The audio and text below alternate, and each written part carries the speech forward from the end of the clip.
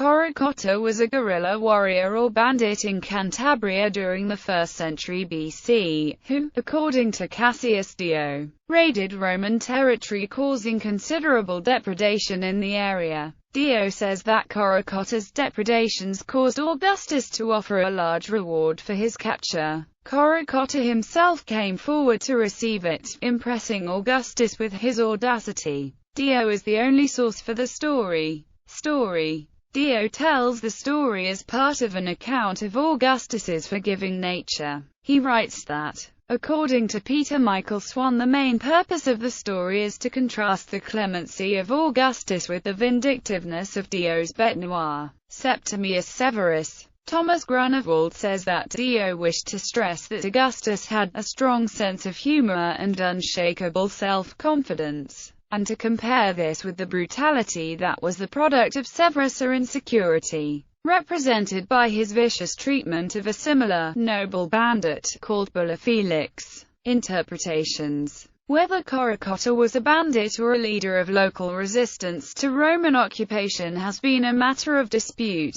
Cassius Dio simply describes him as a bandit, but as Grunewald notes, the Greek term listos can be used in a range of roles wider than English bandit or robber would indicate, including rebel, rival, avenger. The name of Corocotta has been interpreted as a nickname indicative of his ferocity, a variant of crocotta, a word used to refer to a type of canine-like beast from Africa, most likely a hyena or jackal. In the words of Grunewald, it can have been no accident that the infamous Corocotta shared his name with an exotic predator, well known to circus audiences as a terrifying beast. Pliny the Elder described the animal as a cross between a hyena and a lion, though the term may also have been used for other similar animals. Dio himself refers to it, but says it is an Indian species, like a lioness and tiger combined. He does so in a section of his book about the reign of Severus and makes no connection to it when he discusses the Cantabrian bandit.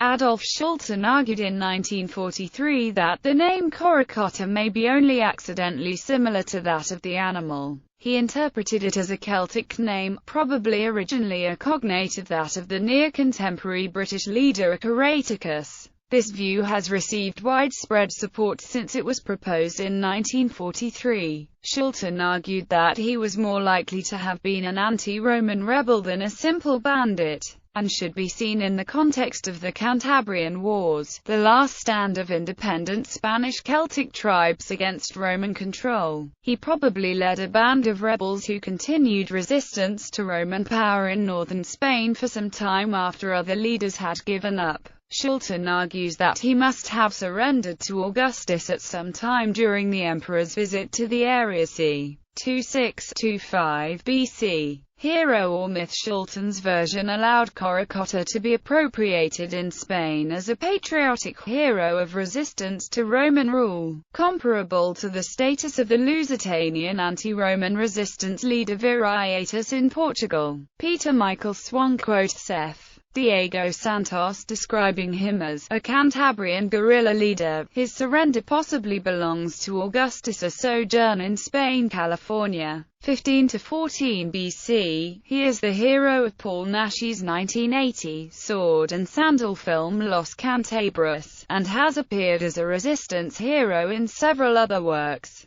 In 1985, a statue identified as Corocotta was erected in Santander. The statue, by Ramon Ruiz Ureda, officially represents the independent spirit of the primitive Cantabrian, illustrating a line from Horace. Cantabram and Dr. Miuga Fere Nostra. In 2007, Alicia M. Canto argued that the text of Dio does not justify placing Corocotta in the context of Cantabrian resistance to Rome. She suggests that Corocotta was merely a bandit, and surmises that he was probably of North African origin on the basis that the Crocotta was said by most authors to come from Africa.